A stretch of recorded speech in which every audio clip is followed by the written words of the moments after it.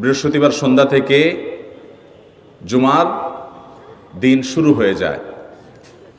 চান্দ্র বর্ষ অনুযায়ী বা চাঁদের হিসাব অনুযায়ী রাত আগে আসে, দিন পরে আসে। অতএব বৃহস্পতিবার সন্ধ্যা থেকে শুক্রবার শুরু হয়ে যায়। আবার শুক্রবার দিন যে রাত যখন শুরু হয়, সূর্য যখন অস্ত হয় শুক্রবারের, তখন কি বার শুরু হয়? শনিবার শুরু হয়। অতএব আজকে বৃহস্পতিবার দিবাগত রাত চলছে, এর মানে এখন আমরা কোন দিনের মধ্যে আছি? শুক্রবারের মধ্যে আছি। সূর্য অস্ত যাওয়ার সঙ্গে সঙ্গে শুক্রবারের মধ্যে আছে। শুক্রবার বা জুমার দিন, এই দিন সম্পর্কে কোরআন এবং হাদিস থেকে ঘেঁটে আমরা আমলের কথা একটা লম্বা বড় ভিডিওতে বলেছি। আজকে সেখান থেকে আমি সংক্ষেপ করে আমলের কথা বলবো ইনশাআল্লাহ। জীবনের তরে যতবার জুমার দিন আসবে, এই 5টা আমল সারা জীবন নিয়মিত আঁকড়ে ধরবেন, আমল করবেন। যারা নিয়ত করতেছেন হাত তোলেন।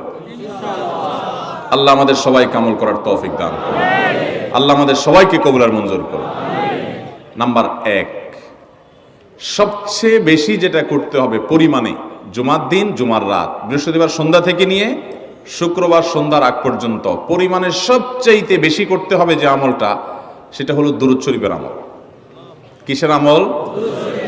ভাইরা, দুরূদ এমন একটা আমল, আপনি যদি শুধু দুরূদের এই আমলটাকে আঁকড়ে ধরেন, সবসময় আপনার মুখ দিয়ে দুরূদ বের হতে থাকে, পড়তে থাকেন, তো নবী করিম সাল্লাল্লাহু আলাইহি সাল্লামের ভাষ্য অনুযায়ী, তার ওয়াদা অনুযায়ী, ইদান তুকফা হাম্মুক ওয়া তুগফার যামবুক, তোমার যত পেরেশানি আছে নবী সাল্লাল্লাহু আলাইহি সাল্লাম বলেছেন, এই সব পেরেশানি দূর করার জন্য এই দুরূদের আমলটা যথেষ্ট হবে ইনশাআল্লাহ। এবং গুনাহ মাফের জন্য এই দুরূদের আমলটা কি হবে? যথেষ্ট হবে। নবী করিম সাল্লাল্লাহু আলাইহি সাল্লাম বলেছেন, মান সাল্লা আলাইয়া মাররাতান সাল্লাল্লাহু আলাইহি আশরা, যে ব্যক্তি আমার প্রতি একবার দুরূদ পাঠ করবে, আল্লাহ রাব্বুল আলামিন তার প্রতি 10 বার রহমত নাজিল করবেন। কয়বার রহমত নাজিল করবেন? আপনার জীবনে 10টি জায়গায় খুব ক্রাইসিসে পড়ে গেছেন, কোন জটিল সিচুয়েশনে মুখোমুখি হয়ে গেছেন, বিপদের মধ্যে পড়ে গেছেন, ওই জায়গায় আল্লাহর রহমত পাবেন। এরকম একবার দুরূদ পাঠ করবেন হক আদায় করে, যথাযথভাবে মহব্বতের সাথে 10 বার আপনার জীবনে আল্লাহ তাআলা অনুগ্রহ নাজিল করবেন। নবী করিম সাল্লাল্লাহু আলাইহি ওয়াসাল্লাম বলেছেন, আকসিরু আলাইয়া মিনাস সালাতি মিন ইয়াউমিল জুমআতি ওয়া লাইলাতিল জুমআহ, তোমরা জুমার দিন এবং জুমার রাতে আমার প্রতি বেশি বেশি দুরূদ পাঠ করবে, দুরূদ প্রেরণ করবে। ফা ইন্না সালাতাকুম মা'রুদাতুন আলাই, কারণ তোমরা যে দুরূদ পাঠ করো এটা আমার কাছে পেশ করেন আল্লাহর ফেরেশতারা, এবং রীতিমতো নামধাম সহকারে আল্লাহর একদল ফেরেশতা নিয়োজিত আছে। তারা বলেন, আল্লাহ, হে আল্লাহ রাসূল, আপনার অমুক উম্মত, অমুক অনুসারী, আল্লাহর অমুক বান্দা পৃথিবীর অমুক প্রান্ত থেকে, অমুক দেশ থেকে, অমুকের সন্তান, সে আপনার প্রতি দুরূদ পেশ করেছে জুমার দিনে, জুমার রাতে বা অন্য সময়ে। এটা নবী করিম সাল্লাল্লাহু আলাইহি সাল্লামের কাছে রিপোর্ট দেওয়া হয় আল্লাহর নিযুক্ত ফেরেশতাদের মাধ্যমে। আপনি যখন দুরূদ পাঠ করবেন, আপনার ভিতরে এই ফিল হবে যে আমি দুরূদ পাঠ করছি আর আমার নবীর কাছে এটা উপস্থাপিত হচ্ছে আমার নাম ধাম, আমার রিপোর্ট সহকারে। এই জন্য শুক্রবার এবং শুক্রবার দিন এবং রাত, অর্থাৎ বৃহস্পতিবার সন্ধ্যা থেকে নিয়ে শুক্রবার সন্ধ্যা পর্যন্ত এই 24 ঘন্টার মধ্যে নবী করিম সাল্লাল্লাহু আলাইহি সাল্লামের ভাষ্য খেয়াল করেন, আকসিরু আলাই, ওলামা একরাম জানেন নবী আলাইহিস সালাম সাধারণত কোনো আমল পরিমাণে বেশি করতে বলতেন না। পরিমাণে বেশি করতে বলার মতো আমল খুব কম ইসলামে। গোটা কোরআন যদি খোলেন আপনি, পরিমাণে অধিক করতে বলা হয়েছে এরকম আমল খুব বেশি পাবেন না।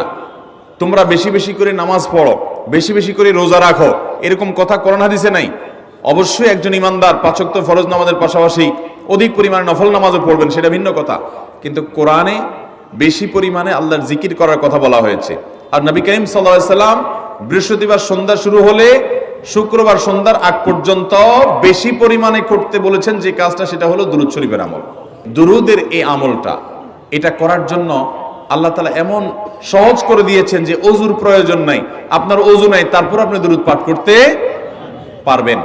এবং আপনি এই বড় দুরূদ পড়ার মতো সময় নাই, তো আপনি একেবারে সবচেয়ে সংক্ষিপ্ত দুরূদ পড়েন সাল্লাল্লাহু আলাইহি ওয়াসাল্লাম, তাতেও দুরূদ পাঠের সওয়াব পাবেন। চেষ্টা করব তো ইনশাআল্লাহ। শুক্রবার আসবে, দুরূদ বেশি বেশি করে পাঠ করব। আপনি দোকানে কাজ করেন, আপনার দোকানে আপনার সহকর্মী আরো কাজের লোক আছে, আপনি সবাইকে স্মরণ করাবার জন্য নিজে জোরে জোরে দুরূদ শরীফ পড়বেন এবং বলবেন যে শুক্রবার শুরু হয়ে গেছে, সবাই দুরূদ শরীফের আমল করো। ভাইরা আমার, আমি আমার জীবনের কথা বলতে পারি। আমার জীবনে ওই যে হাদিসের উপরে ইয়াকিন এবং বিশ্বাস আলহামদুলিল্লাহ ছিল, আমার জীবনে আমি অনেকবার দেখেছি এরকম জটিল পরিস্থিতি হয়েছে যে দেয়ালে পিঠ থেকে গেছে, নড়ার জায়গা নাই, আর কোন আপাত দৃষ্টি থেকে এই বিপদ থেকে উদ্ধারের কোনো পথ নাই। দুরুদ, ইস্তেগফার, দোয়া ইউনুস, এই তিন আমল পাশাপাশি ইয়াজাল জালাল ওয়াল ইকরাম, এই চারটা জিনিসকে এমন ভাবে ধরছে, বিশেষ করে দুরুদ, স্পেশালি সারাক্ষণ দুরুদ। আল্লাহ রাব্বুল আলামিন এমন ভাবে সহযোগিতা করেছেন, এমন ভাবে উদ্ধার করেছেন যে কল্পনা করলে অবাক লাগে এখন যে এটা কিভাবে সম্ভব। ভাইরা আমার, এক সাহাবী নবী করিম সাল্লাল্লাহু আলাইহি ওয়াসাল্লামের কাছে এসে বলছে, ইয়া রাসূলুল্লাহ, আমি যে দোয়া করি এই দোয়ার মধ্যে আমি নিজের জন্য করব, আমার ছেলে মেয়ের জন্য করব, অনেক কিছু করব, এটা সেটা, রিজিক চাইবো, সুস্থতা চাইবো, অনেক কিছুই তো আল্লাহর কাছে চাইবো। আপনি তো আল্লাহর রাসূল, আপনার জন্য দোয়া করলে আমাদেরই লাভ, একবার দোয়া করলে আল্লাহ 10 বার রহমত নাজিল করবেন, তো আপনার জন্য আমার দোয়ার ভিতরে কত পার্সেন্ট রাখবো?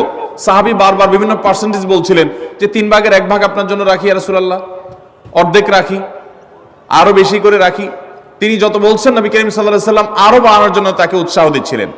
এক পর্যায়ে যখন তিনি বললেন, ইয়া রাসূলুল্লাহ, আমি আমার কোন দোয়ার সবটুকু যখন আপনার জন্য নিবেদন করব, আমি কোন একবার যখন দোয়া করব, দোয়া শুধু আপনার জন্যই করব যখন, অর্থাৎ পিওর দুরূদ যখন পড়বো, নিজের জন্য আর কিছু চাইবো না, শুধু আপনার জন্যই যদি চাই কোনোবার, তাহলে তখন নবী করিম সাল্লাল্লাহু আলাইহি ওয়াসাল্লাম বলেছেন, ইদান তুকফা হাম্মুক ওয়া তুগফার যামবুক, তাহলে তোমার সকল পেরেশানি থেকে উদ্ধারের জন্য এই দুরূদটাই যথেষ্ট হয়ে যাবে, এবং তোমার সকল গুনাহ মাফের জন্য এটা যথেষ্ট হয়ে যাবে।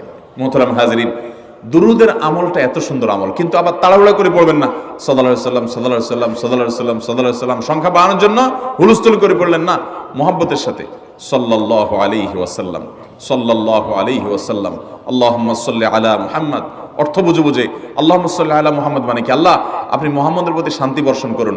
আরে ভাই, মুহাম্মদ সাল্লাল্লাহু আলাইহি সাল্লামের প্রতি আল্লাহ তাআলা শান্তি এমনি বর্ষণ করবে, আপনি আমি দোয়া করলেও করবে, না করলেও।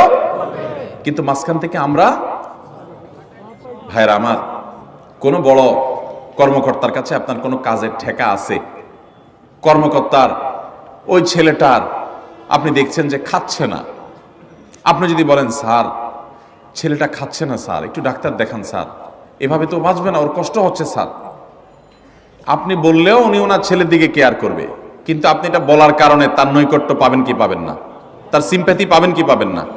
আরশে আজিমের মালিক তার হাবিবকে এত মহব্বত করেন, তিনি তার হাবিবের প্রতি এমনিতেই রহমত নাজিল করবেন, তাকে বিভিন্ন মর্যাদা আগে থেকেই দেওয়ার ঘোষণা দিয়ে রাখছেন, কিন্তু আপনি আমি দোয়া করলে আল্লাহ তাআলা তার মাধ্যমে আমাদের ভাগ্যকে সুপ্রসন্ন করে দিবেন। দুরুদের আমলকে জীবনের তরে আঁকড়ে ধরবেন ভাই, শুধুমাত্র জুমার দিন আর জুমার রাত না, সব সময় অধিক পরিমাণে। আরাবিয়ানদের মধ্যে আমলটা খুব বেশি আছে, তাদের দেখবেন তারা দুইটা আমল, মুখে দুইটা আমল, ভালো মন্দ তাদের মধ্যেও আছে, কিন্তু এই দুইটা আমল তাদের মধ্যে খুব ভালো। বেশিরভাগ মানুষই দেখা যায় অবসর সময় আস্তাগফিরুল্লাহ, ইস্তিগফার করছে অথবা দুরুদের আমল করছে। আমাদের অবসর সব সময়গুলো নিয়ে গেছে মোবাইল ফোন। ভাইরা আমার, 4 বছর 5 বছর 6 বছর 7 বছর 10 বছর ধরে মোবাইল টিপতেছেন, ফেসবুক টিপতেছেন, ইউটিউব টিপতেছেন। বুকে হাত দিয়ে আমাকে জবাব দেয়া লাগবে না, নিজের বিবেককে একটু জবাব দেন। এই 10 বছর ফেসবুক, ইউটিউব, টিকটক, হোয়াটসঅ্যাপ টিপে আপনার অর্জন কি হয়েছে একটু হিসাব মিলান। এই যে স্ক্রল করতেছেন আঙ্গুল দিয়া, ঘন্টাকে ঘন্টা এই আঙ্গুল দিয়ে টানছেন টানছেন, নিচের দিকে যাচ্ছেন স্ক্রল করে ফেসবুকে, ইউটিউবে, একের পর এক, আপনার জীবনে অর্জনটা কি হয়েছে বলেন? ভাইরা আমার, এই মোবাইলের নিয়ন্ত্রণ করতে হবে, প্রয়োজনে ব্যবহার করতে হবে, কিন্তু এটাকে অনিয়ন্ত্রিত ব্যবহার করা যাবে না। একেবারে যখন তখন সারাদিন টিপাটিপি করলেন, আজকাল তো পোলাপান টয়লেটে গেলেও নিয়ে যায়। আল্লাহ তাআলা আমাদেরকে এই রোগ থেকে বেঁচে থাকার তৌফিক দান করুন। ভাইরা আমার, জীবনটাকে পরিবর্তন করতে হয়, সারা জীবন তো একরকম থাকলে হবে না। বহুত পাগলামি করেছি, আসুন নিজেকে সংশোধন করি। তাহলে জুমার দিন উপলক্ষে 1 নম্বরের আমল বলেছি, বেশি বেশি কোন আমল করতে হবে? সারা জীবন মনে রাখবো তো ইনশাআল্লাহ?